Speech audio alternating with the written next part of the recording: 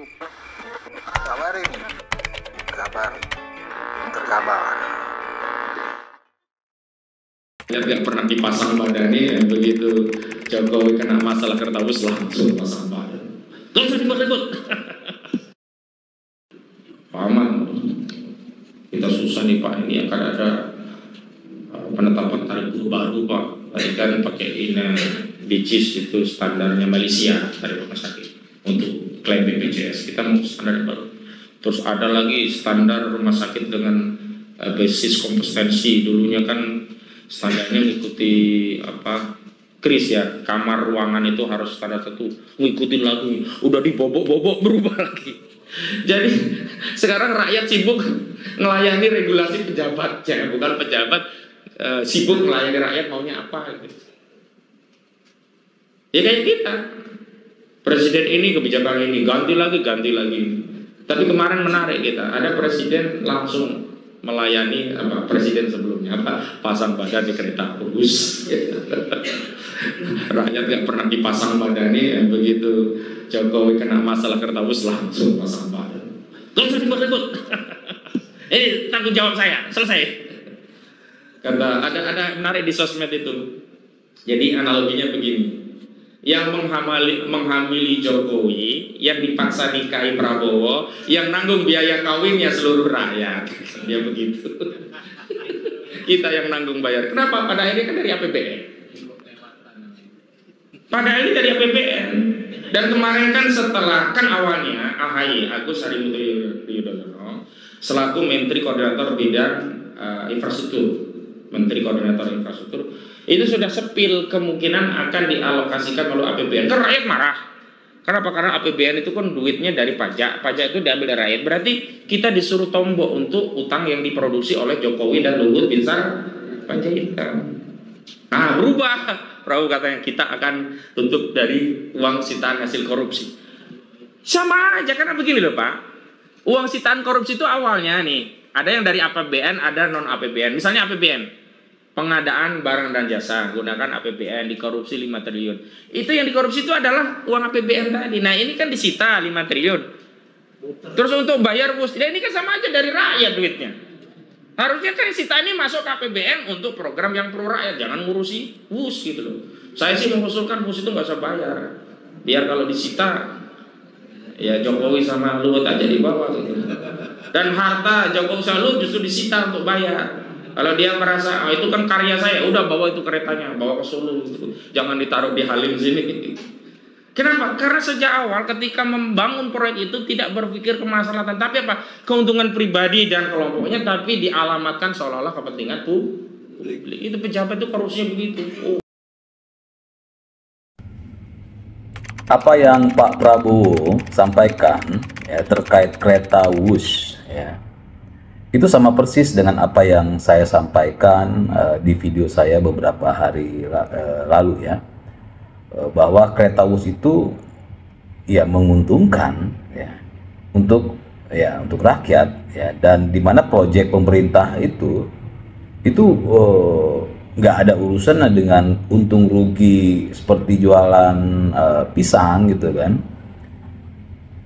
Jadi keuntungannya itu bahwa program pemerintah, kalau kali ini adalah proyek kereta WUS, itu dimanfaatkan oleh rakyat ya. Itu benar-benar dimanfaatkan oleh rakyat dan itu adalah sebuah keuntungan.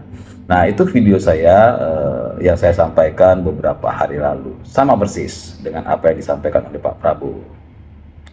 Nah, dalam pernyataan Pak Prabowo ini saya lihat sekaligus ya, sebenarnya Pak Prabowo itu menampar para pembantunya ya, termasuk ya Pak Purbaya yang selama ini mengklaim ya tindakan dia itu adalah ya tindakan yang memang diperintah oleh Pak Prabowo gitu ya, dan dengan pernyataan Pak Prabowo ini itu sudah membuktikan bahwa apa yang disampaikan oleh Pak Purbaya itu tidak benar ya. Dan ke depan kita harus melihat bahwa apapun yang diputuskan, apapun yang disampaikan oleh Pak Purbaya, apapun ya yang gaya-gaya koboi yang dilakukan oleh Pak Purbaya, itu bukan atas keinginan dan perintahnya Pak Prabowo. Jadi klaim-klaim seperti ini ya sudahilah ya. Yang perlu dilihat sekarang ini adalah ya, dan ini harus disadari oleh para pembantu presiden termasuk ya Pak Purbaya yang selama ini menjadikan proyek US itu sebagai sebuah hal yang negatif gitu kan. Bahwa Pak Purbaya ya dan para pembantu presiden lain itu memiliki kewenangan terbatas ya, karena mereka hanyalah pembantu presiden dan mereka dalam menyampaikan sesuatu itu ya tentu harus juga diskusi dengan presiden dan disampaikan misal di dalam rapat-rapat dengan presiden ya. Jadi jangan membuat sebuah kebijakan, sebuah aturan yang ya bisa akhirnya endingnya ya seperti yang saya sampaikan sebelumnya, akhirnya Pak Prabowo yang harus membersihkan. Nah, Pak Prabowo cukup keras terkait US ya. Dia meminta untuk tidak perlu diperdebatkan, tidak perlu saling ribut gitu kan ya, bahwa kereta US ini itu sesuatu yang bermanfaat dan beliau akan meneruskan ya. Nah, artinya yang membuat keributan ini ya selain orang-orang yang memang ada ketidaksukaan terhadap pemerintah, ada yang ketidaksukaan kepada negeri ini, ada juga ya karena para pembantu presiden ya, termasuk ya saya sampaikan ya apa adanya, termasuk Pak Purbaya, bahwa ini sudah membuktikan bahwa klaim dia apa yang dia lakukan itu adalah suara presiden atau atas perintah presiden, itu sudah terbukti keliru. Nah, kalau kita bicara mengenai apa yang disampaikan oleh Pak Prabowo terkait kereta US, nah ini harus semua para pembantu Pak Prabowo itu harus satu suara, satu pemikiran ya untuk mendukung dan tidak berisik gitu. Jadi setelah ya, kenapa ini penting? Karena yang diingatkan Pak Prabowo itu kan karena berisiknya, salah satunya karena berisik. Padahal ya Pak Prabowo minta agar supaya para menterinya harus mempelajari dengan seksama. Yang terjadi sekarang adalah para menterinya sibuk gaduh, sibuk membuat drama-dramaan, sibuk haus pujian ya, tidak mempelajari apa itu WUS, apa manfaatnya WUS gitu kan. Sudah bicara, sudah nyeleneh, sudah membuat statement-statement yang akhirnya ya tentu merugikan pemerintah gitu kan.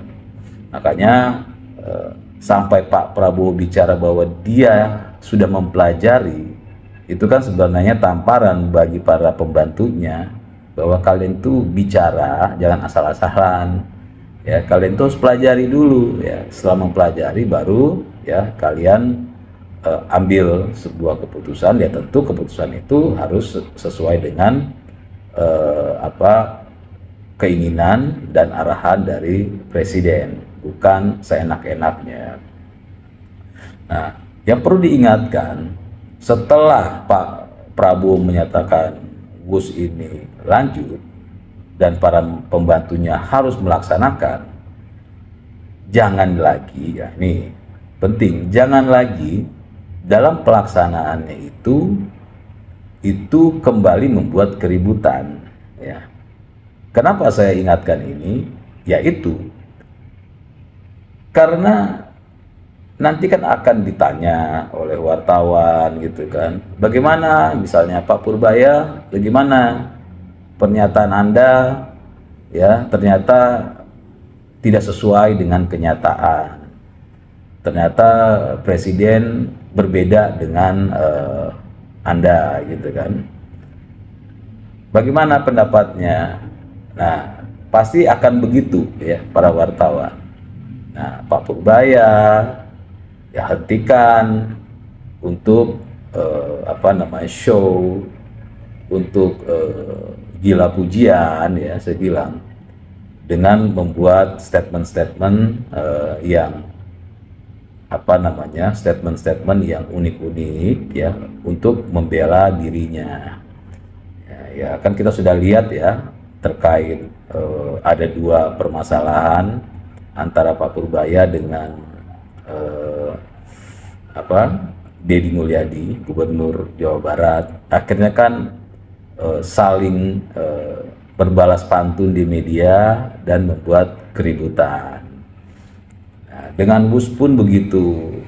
Ya, Pak Purbaya membuat statement-statement nyeleneh ya, yang akhirnya dijadikan bahan oleh media dan oleh orang-orang yang memang senang akan keributan di negara ini. Itu kan sudah diingatkan oleh Pak Prabowo berkali-kali. Nah, makanya sekarang ya para pembantu presiden termasuk Pak Purbaya ya laksanakan saja, koordinasikan dengan pihak terkait ya, dengan pihak WUS, dengan pihak perhubungan ya. Menteri Keuangan itu ya tidak perlu kan bicara di media soal teknisnya. Soal teknisnya ya bertemu ya dengan pihak WUS, bertemu dengan Kementerian Perhubungan. Lalu bagaimana caranya melaksanakan keinginan presiden untuk menambah jalur atau memperpanjang jalur WUS gitu. Dan sudah yang harus dibicarakan oleh Menteri Purbaya dan yang lain ketika ditanya soal WUS, ya bicara bahwa kami sudah melaksanakan dan kami sedang membicarakan teknisnya dengan Kementerian Perhubungan, dengan pihak WUS ya, bagaimana jalurnya. Jadi lebih ke situ, bukan harus berpikir nyeleneh gitu kan. Wah, gue mesti ngomong apa nih ya? Wah, gue kayaknya malu nih karena statement gue ternyata berbeda dengan Pak Prabowo. Gue ketahuan nih ya, ternyata gue klaim mengatasnamakan Pak Prabowo, ternyata Pak Prabowo tidak sependapat dengan saya ya. Jadi akhirnya mencari pembenaran, membela diri ya, yang akhirnya keinginan Pak Prabowo agar supaya tidak ada keributan menjadi ada keributan lagi ya, dengan statement-statement konyol, bergaya nyeleneh ya, yang tentu ending-endingnya ingin dapatkan pujian gitu kan. Jadi berhentilah Pak Purbaya, Anda kan kerjanya juga belum kelihatan ya, lebih banyak show-nya daripada hasilnya. Jadi untuk proyek WUS, Anda tidak perlu lagi membela diri, Anda harus sampaikan progresnya secara teknis, tidak dengan gaya-gaya nyeleneh, karena itu yang nanti akan membuat keributan dan itu yang dikritik oleh Pak Prabowo. Kedua, ya sebagai Menteri Keuangan, apa yang sudah disampaikan oleh Presiden, ya Anda harus lakukan. Dan kali ini Anda harus jadi juru bayar ya. Karena kalau sudah presiden yang bicara, Anda tidak perlu lagi untuk menari-nari dengan bahasa-bahasa nyeleneh di media. Langsung laksanakan ya proses dan lakukan pembayaran. Kali ini untuk proyek WUS, Anda tidak punya kewenangan apapun, Anda hanya juru bayar dan lakukan. Nah, jadi saya pikir itu, dan dari hal ini sudah membuktikan ya, cara Pak Prabowo menegur para pembantunya dengan statement beliau ya beberapa hari lalu, sehingga kita semua tahu bahwa jangan sampai kita mempercayai kalau sampai ada menteri-menteri yang membuat pernyataan nyeleneh, yang membuat sesuatu yang aneh-aneh, lalu mengatasnamakan presiden agar supaya aman. Jelas itu adalah sebuah kebohongan. Ya, jadi ini pelajaran bagi